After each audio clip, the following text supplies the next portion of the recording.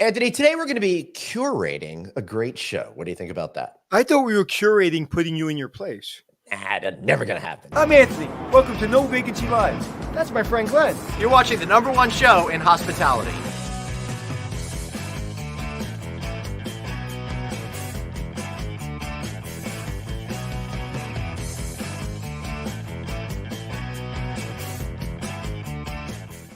Everybody, welcome to No Vacancy Live. I'm Glenn Hausman. That's Anthony Melchiori, and yes, I am feisty today. It's what happens when I don't do broadcasting for a week. I got my spirit of life back, Anthony, because no one's been around to crush me and my enthusiasm. The only person that can crush you and your enthusiasm, you know who that is. Yeah, but she's at work right now.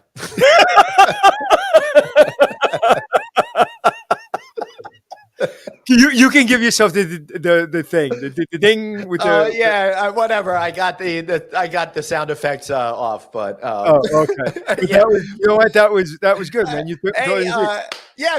Come see me tonight. I'll be sleeping out on the back lawn. I was going to see that flash of lightning. Yeah. That you see from Glenn's house is Glenn disappearing. Yeah.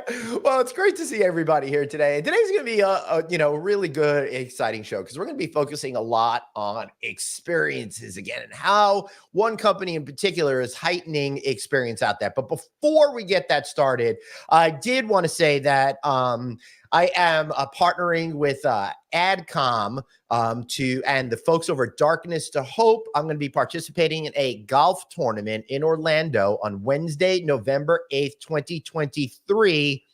It's Darkness to Hope is an anti-human trafficking organization that's helping bridge the gaps between stuff that's going on in national, state, and local organizations. So they're providing resources, consultation, education, and all sorts of stuff to help deter human trafficking. Reach out to me if you want to attend the tournament or maybe sponsor it. We're going to help the people out there be helpful. You know, can I play golf, Glenn? You want to come down and do it with me? Sure, they made a deal when I made the deal with them, and by the deal is, I want to help because it's a charity. I said I need a golf cart to just drive around and harass people because I can't play golf, so I'm going to do that. So basically, your normal everyday exercises. Yeah, pretty much.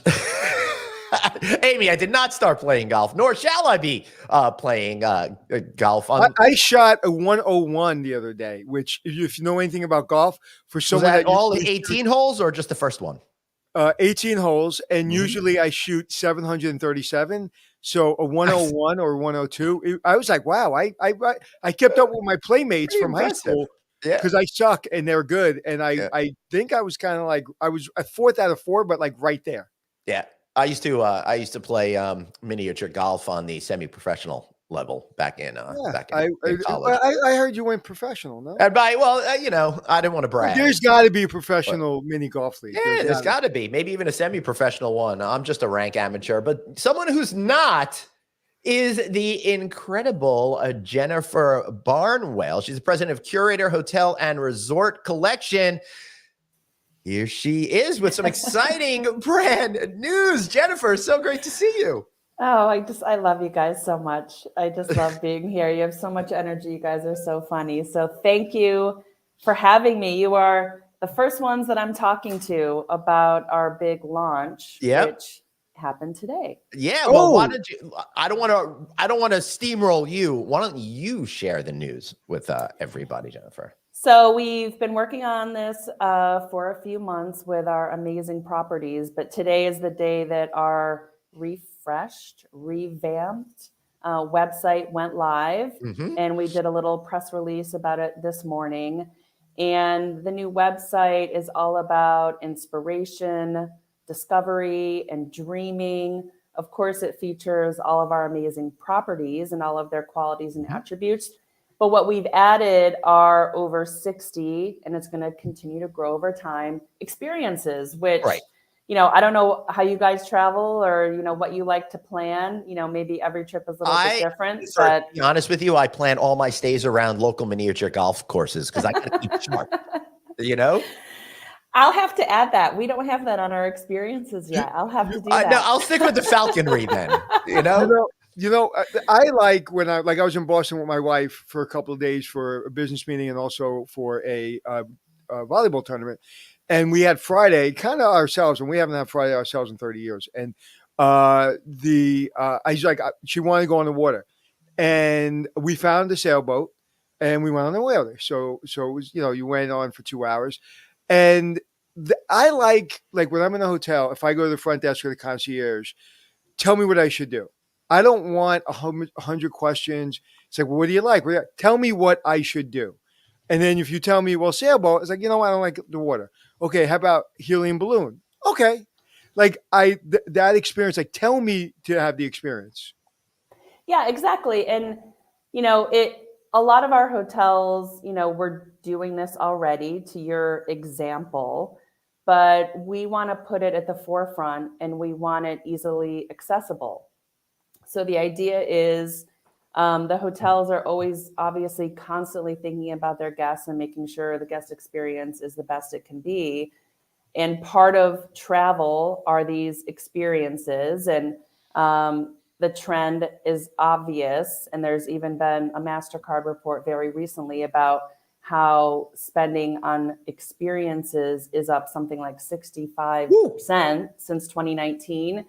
So people want to do things. They want to make memories. And it goes back to that whole trend that we talked a lot about during the pandemic about, material things maybe aren't as important as they used to be. People want to do things and make memories. And what we're trying to accomplish is making them available and accessible and easy for travelers to find, in one spot. And that would be our website. And it's all, digital marketing speak. It's all kind of like upper funnel. It's like, come to our website. And it used to be all about the property specifically, but now it can be about, maybe you want to start with thinking about what you might do. Do you want to go, and we can talk about some very specific experiences, but do you want to do some winter activities? Do you want to do some beach activities? Do you want to be on the water? Like Anthony said earlier, do you want to learn how to make cocktails? Do you want to, learn all about falconry and, have those experiences with the amazing birds? So there's a lot on our website, and you can play around. I'm trying to scroll through it right now. This is absolutely phenomenal. It's really touching on all sorts of different experiences. It's something for everybody, it looks like. Anthony? And I like the fact that it's what do you want to do, not where do you want to go. And I think that is phenomenal. It's like, because there are people out there with disposable income that have time on their hands.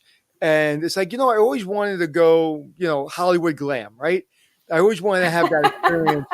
You want to get your hair and makeup done? Yeah, I would like to be Hollywood glam, and or falconry or whatever it is. And then you're like, oh, I don't really want to go to LA. Okay, so where else? What else can I do? All right, wine tasting. Okay, I didn't know there was wine tasting in this area. So it's fantastic, and it's really kind of, we got things backwards in our economy right now. Everybody knows everything's going up, and it just popped in my head. So a little experience where I wanted to go on the water, right? Me and my wife wanted to go on the water.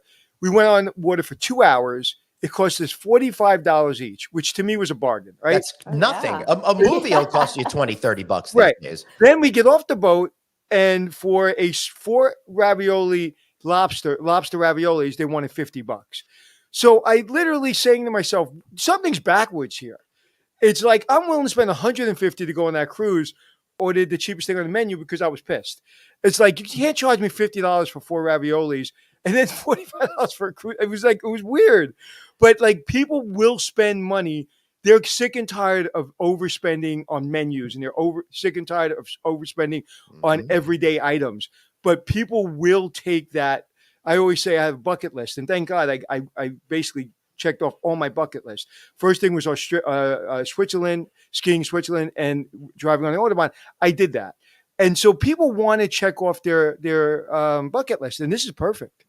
Yeah, and I think, it goes back to kind of that concept of choose your own adventure. So you can scroll through, I think we've got 64 experiences live on the website today. So you can just do your thing and scroll through all of them, or you can click to a map view and kind of hone in on maybe where you might want to be, or you can filter by a city, or, we're going to continually play with the categories, but you can do filters as well to kind of get down to where you want to be. So again, it's just trying to fulfill that concept of, the dreamers and give people inspiration. They may not know that they could do all of these things at our hotels, but they can discover it on their own and spend a lot of time on their own, kind of playing around and dreaming. And then ultimately that'll lead them hopefully to the path of booking an experience and booking the hotel that goes along with it. And that just helps our hotels gain awareness, like stand out even more, and hopefully drive some incremental revenue to them. And most people listen to us. So what's the website? Because Glenn did a great job in kind of following you and showing how great the website is. You like how I scrolled it there? Curator Hotels and Resorts.com. Curator Hotels and Resorts. It's a perfect name, perfect logo. It just makes sense. So I want to know from a business perspective, with all you smart people over there, and I know a lot of you, what was the aha moment where you're like, oh, all right, this is what we got to do?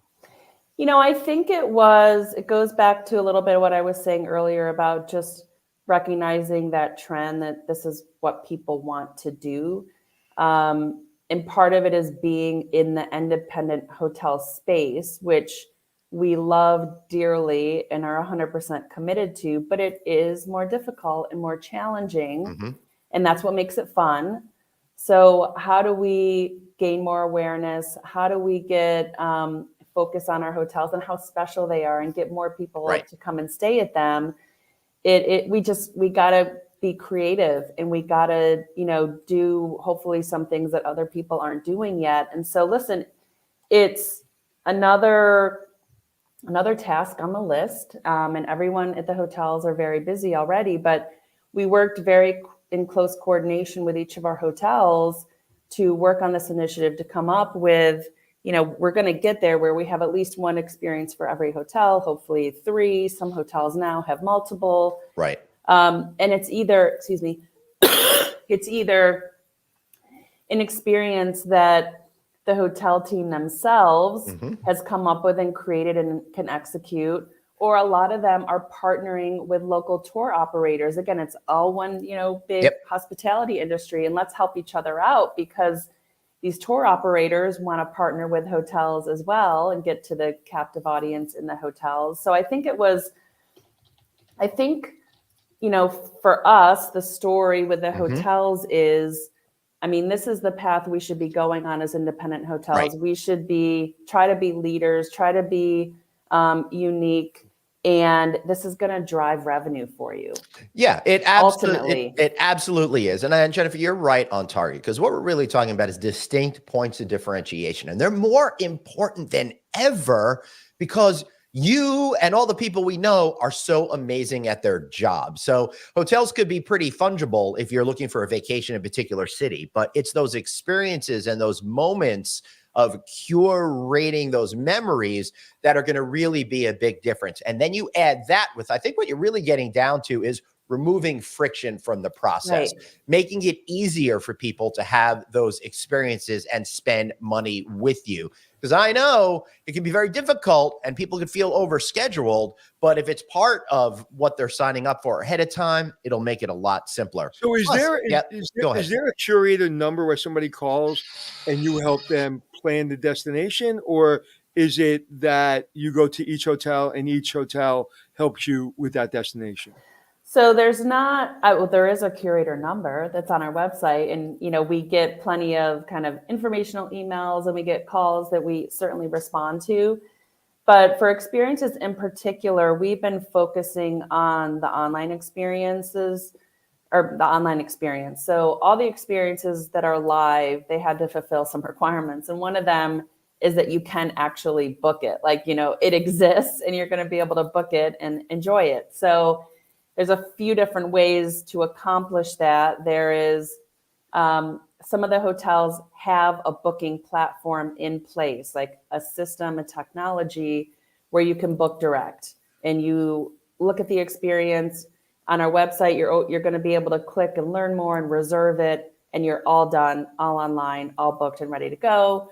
An alternative is we take you to the hotel website where there's more information about it, and it may lead you directly to the tour operator.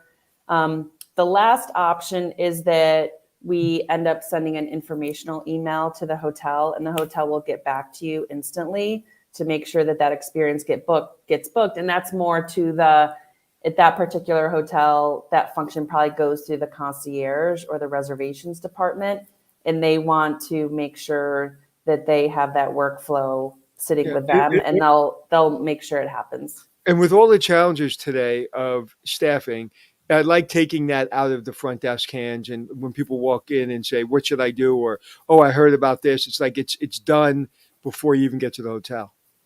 Yeah, and so I mean, there's multiple ways. Hopefully, people come on our website and they see the experiences and they book them ahead of time. Mm-hmm. But it's also a way for the hotels to reference out and say, they could start referencing to their bookings when they get a confirmation email. Well, look at all these experiences that we've curated, and here's how you book them. And they could direct them to the Curator website to explore and book experiences now that they've booked their stay. So we don't know what's going to happen. There's obviously a whole lot of tracking that's going to go on our website, and everything we're doing right now is going to be supported by a digital marketing campaign, because we want to drive visitors to the Curator website and see how they behave, and obviously track bookings and incremental revenue so that we can prove out this initiative where for 2023, because we're always looking for ways to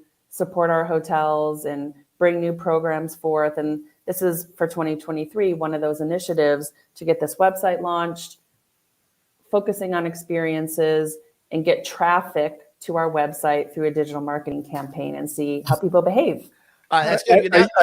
I'm sorry. I just got an idea for you. I'm sorry. I just got an idea for you. So stay online afterwards, because I'm writing it down. So that means it's important. Go ahead, Glenn. Excellent. Yeah, I mean, I love, now that we're getting into a flannel season at the Edgewater Hotel in Seattle, you can take the Seattle Grunge Redo walking tour, which is pretty cool.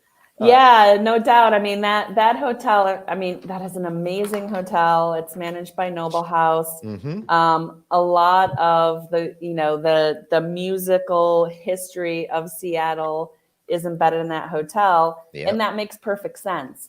I mean, that's the idea, to draw some inspiration from, the design of the hotel or the history of the hotel. Or we've also told the hotels, talk to your team members. Like, what do they like to do when they're not at work? I mean, you work with some poets and artists and musicians. What do they do outside of work? And bring that in to the hotel experience to create an experience. Some of my favorite ones are, the glam in particular. And again, it's about a sense of place and what makes sense. So if you're staying at one of our hotels in West Hollywood, you can have the hair and makeup people come to your hotel room, whether you're male or female, doesn't matter. You have a stylist show up with a bunch of designer clothes, and you pick out your outfit, and you're feel like you're an A-lister, and you're ready to roll for the rest of the day. Jen, we know a guy, right, Glenn? Yeah, we definitely know a guy, group guy, as a matter of fact. We just had him on the show yesterday. He's a young entrepreneur that's been partnering with certain hotels to bring grooming services in for specifically for men, obviously. Well, you know what? We should connect you guys. I saw that on your website. Yeah. We should connect you guys. That would be great. Yeah. So Suzanne, our magical producer, can you make that happen? Connect the both of them. Thank you. Yeah, she's smiling back there. So interesting, Jen, that you're focused on all of this kind of stuff.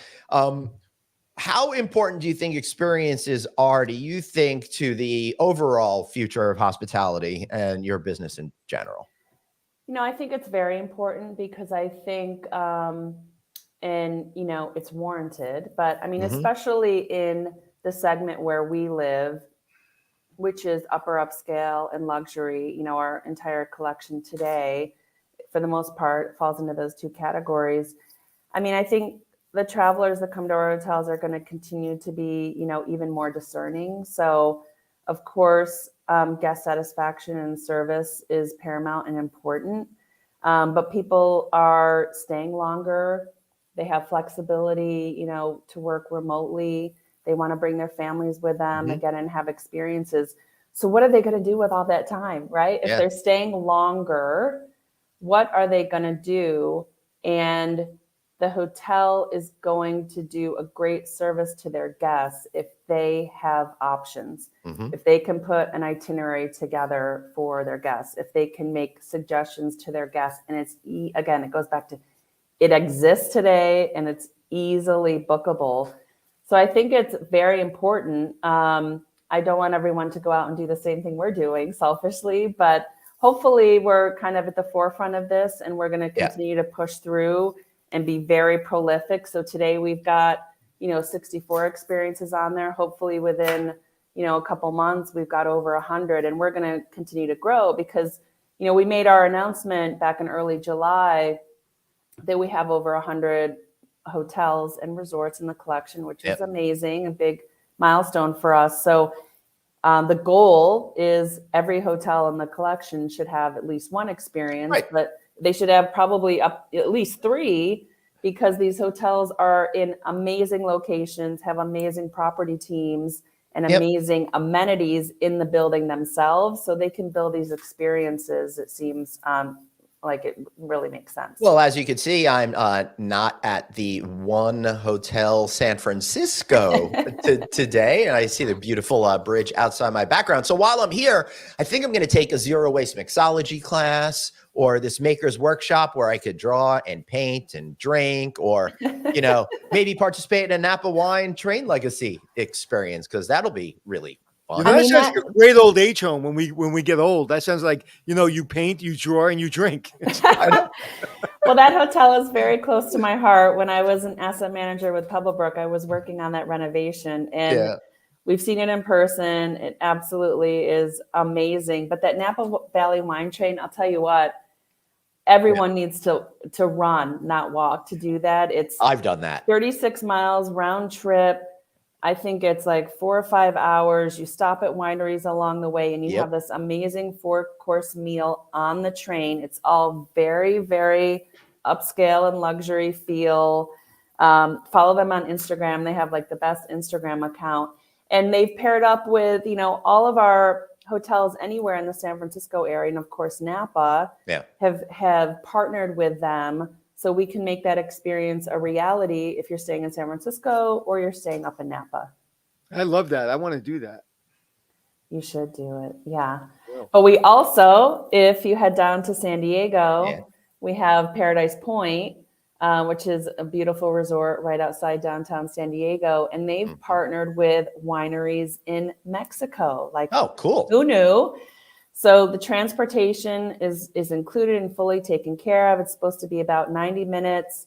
Bilingual guides go with you. And then you get to visit 3 different wineries down in the wine region, just south of San Diego. And you have meals while you're out. And then you come back. So that's like a whole day experience, which I never even thought of that. I mean, I've been to San Diego like 20 times. And the hotel knew these wineries, someone on the hotel team specifically, and brought it forth as an idea. And this is kind of what I'm talking about. It's like, talk to your team members. They have so many interests and connections and relationships. They're the locals, so don't do something that's like expected. Like anybody can go to a ball game, or anybody, can go to SeaWorld. Let's do something more interesting. So from a business perspective, because I see you're kind of talking to the guests, but you're also talking to the hotel in kind of your comments. As an operator and former asset managers, actually for the same company, we understand the when we create something, the logistics of actually having it happen. You can control the technology, you can invest in technology, but they have so many challenges day to day just to get this hotel running every day at that level. So what is your biggest challenge to make sure that just is actually where you want it to be? I mean, first and foremost, you've got to pick the right partners. So the way to go about it is for the hotels, obviously, to test it out. at least a few times, and make sure that these, if they're partnering with a tour operator or an outside vendor, to make sure that these experiences, even secret shop it, like make sure that they're as good as you want them to be and that they can execute. Our suggestion is to utilize this platform. It's called ResD. I don't know how many people have heard about it, but of course, like everything in the hotel space, it's all kind of fragmented. We don't have one system that does everything. So we've identified this platform called ResD that can interface with the platforms third-party operators may have, or you can just, enter the information that you need to do, kind of manually data entry. And that's how you can keep everything organized, and make sure that things hopefully happen seamlessly. Right. Absent that, it's just making sure, again, that you're making and forging relationships with the right people that are going to execute for you. Being a good team. You know what? The other industry that's fragmented, which I just saw something from the chairman of Ford Motors. There's like 3,000 companies they work with to get a car off the assembly line. Oh my God. Think about that during COVID. It's like he said, we put things together. That's what we do. Well, that's crazy. I'm thinking about my buddy Kevin Ball over the Fontainebleau, who's VP of purchasing over there. How many SKUs he must be dealing with to fill that massive building in Las Vegas. Yeah. I cannot imagine. For sure. But you know what? I love what you've done with the brand. And I love that this is the next iteration of your maturing into what you guys are trying to do. Because I know you have a long range plan, and no one's told me that, but I know. I mean, we've got to continue to, innovate, if you want to call it that, but we need to continue to come up with new ways to support our hotels and resorts. So over, the last kind of roughly 2.5 years, we've really, I think, delivered on the initial kind of launch promise, which was to bring the independents together, help them get the benefit of scale. So they are experiencing cost savings, they're experiencing other efficiencies, they're getting introduced to vendors and products and platforms and apps that otherwise, they just don't have the time and the resources to research and implement on their own. So we've really gone deep in that, and I think done a really good job with that. So what's next? What's next is, no one's going to say no to incremental revenue, especially when it's direct, which is what we're focused on. So we've done a few other things. We've, this year in 2023, we've given the hotels instructions to, if they want to opt in, to launch a whole series of what we call cross-promotional email campaigns. Mm-hmm. So they come from the hotel itself out to that hotel-specific database, and you say, I don't know if you know, but we're part of Curator Hotel Resort Collection, this amazing collection of hotels. Here's a special offer we're putting out, but if you want to see everyone else's offer, click here. It takes you to the Curator landing page. So it's cross-pollination. Why not? So, the guest who stayed in, South Florida 1 million times, all of a sudden gets exposed to our hotels in Denver, or our hotel in Park City, or our hotels in Southern California. So we've executed on 2 of those already this year, and the third one is actually going out this week. We've put everything together, the press release, the website launch, and this, the latest cross-promotional email campaign, and that's driven incremental revenue to the hotels.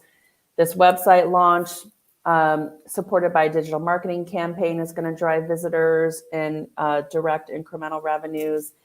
And then we're reimagining and relaunching all of our social accounts and continuing to focus on LinkedIn from a B2B perspective. So we've got a lot, that we're kind of pushing out and doing right now. The experience is like the poker room in a resort. Like the poker room gets you in the door, but poker players don't really, they're not gamblers, right? So they play poker and then they go to dinner and they stay at the hotel. Yeah. This experience is like, come for this experience, but learn our brand, learn our hotel, and become a guest forever. It's like the poker room of resorts. Yeah. And the key is, you certainly want your guests to be repeat, and come Right. back. So part of it is this initial launch. There's, a subset of experiences we put together. It's going to continue to grow. We found some of these offerings, obviously, especially weather dependent, are going to be seasonal. So it's something some of them may be evergreen, but some of them are going to continue to change over time, because you don't want to get stale and you want repeat guests. So that's also part of the plan, that we're talking about with the hotels, that, refresh these from time to time, whatever is kind of new and exciting. Let's talk about that and see if we can drive something relative to that. So I want to tell everybody to, follow them on social media. They're at Curator Hotels Resorts, at Curator Hotels Resorts. But it's got me thinking, what kind of trends do you see coming over the horizon into 2024 that you think you're going to be able to capitalize on when it comes to setting your collection apart from the others? I think that what works great for us and will continue to work is that we have a very big array of independent properties. So what I mean by that is we have, a 30-room ultra luxury resort. We have hotels, that go up to 400 rooms as well. And we've got the Northeast, the Mid-Atlantic. We've got Florida. We've got the whole state of California. We've got Park City. We've got Colorado. So I think that the trends so far this year, are pretty good. I'm sure you guys are, up on all your Smith Travel Research stats, but, year to date, the stats are out through July, look pretty good, especially for urban. Mm-hmm. So we are split. That's nice to hear, considering the last few years. No kidding. Mm-hmm. We're split pretty evenly between resort, and we designate resort and hotel. But what it really means is, the resorts, what a resort is, but the hotels are more the urban locations. So I think that we're going to continue to see the urban locations rebound, which is going to be great for us because we have both. And I think travelers are looking for both. I think a lot of travelers, I don't know about you guys, but I feel like everyone I knew was either in Paris Oh my God. or Spain Greece was insane or this summer. Greece and Italy. So did everyone get that out of their system this year? No, travel domestically no, because I only got as far out as my backyard this summer. So well, I didn't go hearing because everybody else was going. I'm hearing Australia. I have a friend that just went to study in France. My next door neighbor across the street, he went to Greece. Everybody, the people behind me are in Italy. And I stayed in New York, but good. New York is cool though. But I'll tell you something. If Boston is any indication of the urban market coming back, holy hopping stop at, man. Last week in Boston was like being in Times Square at Christmas. Dude, and we told you how busy Times Square was when we were there for the Hard Rock show. That was insane. Yeah, Boston. I was looking at the stats this morning. Boston is one of the top through the year. I think. You mean where you have the Revere Hotel, Boston Common? That's right. Yeah. Boston as a market is up like 16. Their RevPAR is up 16% year to date. Yeah. It's also Las Vegas, Houston, New York City, San Francisco, DC. Thank goodness. DC is at the top. Did you say San Francisco? Yeah. San Francisco's coming back? Well, it was pretty really bad. It was zero. Now it's right. So the percentage is big, but you guys know. Right. Yeah. I'll just give an example. I used to love when people would do interviews and be like, our management company's on schedule to double our portfolio in the next 12 months. How many properties do you have? Oh, we have two. Yeah. I'm going to say 1 to 2. But that's big for a company that has two. Yeah, it's great. But then if you double it the next day, it's it's 8, and then 8 is 16. So. And then before you know it, you have all the properties in the universe in a month. There's a brand, a 5-star brand from Asia and Europe that has never been in America before, and they chose Boston to be their first hotel. We all know probably what hotel we're talking about. And they chose Boston to be their first hotel, which is interesting. Amazing. Yeah, so I think, just to round out that question, I think there's certainly a ton of, if we want to call it like revenge travel to Europe and then back on the cruises this year. Mm-hmm. But, maybe everybody's getting that out of their system this year. So that'll help, the domestic US continue to improve.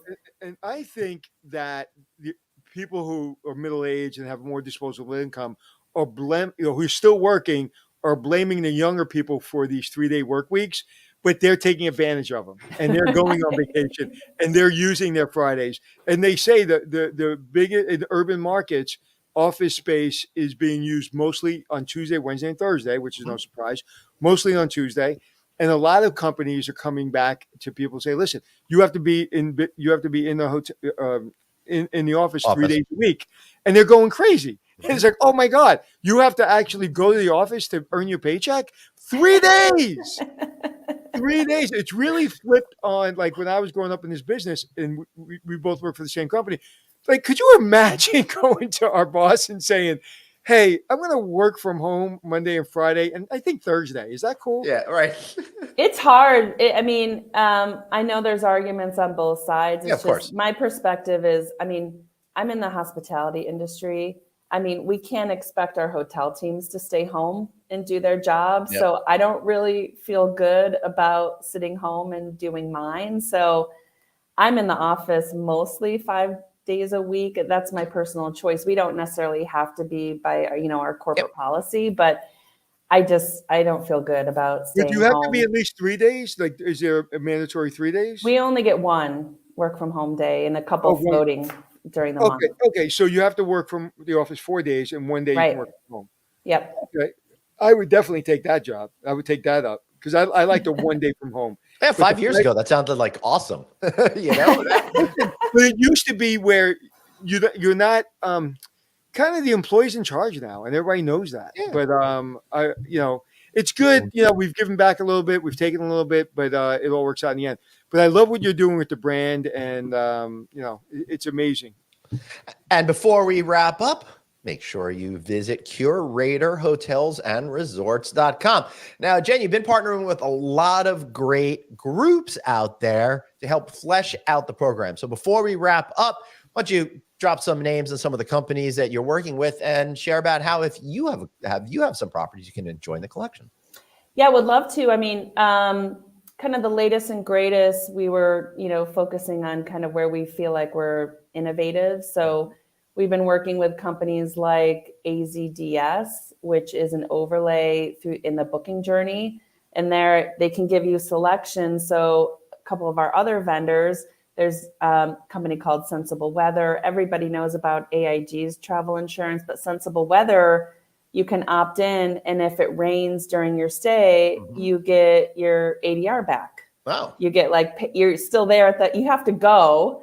But if the weather's bad, you get a little bit of a rebate, which is pretty awesome. And I love that. We've been looking at gig economy-minded staffing solutions like Quick and Manolo. And we've been, for a while now, advocating for cashless tipping. I don't know about you guys. It's hard for me to have the right cash in my pocket. We're very behind that. And tipping is very important. Everyone at the hotels works so hard. These cashless tipping apps are absolutely amazing. And things like Baby Quip, I don't know if you've heard of it, or Bounce, like Baby Quip. I've been using it since I had my first child. You can go on vacation and rent baby equipment from someone and they bring it to your hotel room. You don't have to travel really helpful with anything. And Bounces, you can check your luggage at a hotel, for a small fee. Jennifer, for someone with young children, that must be amazing idea for you. It is amazing. It is just like such it lifts your mind and it's so much less stressful. You arrive at your location, you've got the car seat, you've got the full-size crib, you've got the stroller, you've got a whole bucket of baby toys, you have a high chair. When I travel with Glenn, I just have to call them. He dribbles a lot. He drools. So I hope they can have like a plastic bibby for him. Yeah. The menu's pretty extensive of things you can rent. So you should go check it out. Baby Quip. Yeah. All right. Awesome. Jen, thank you so much for being here. We really, really appreciate it. Thank you for having me. It's been, the time flies. I can't believe we're done already. I really enjoyed the time with you both. Thank you.